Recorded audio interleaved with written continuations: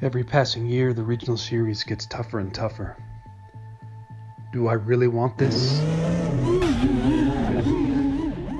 Can I even make it happen? How hard do I want to go?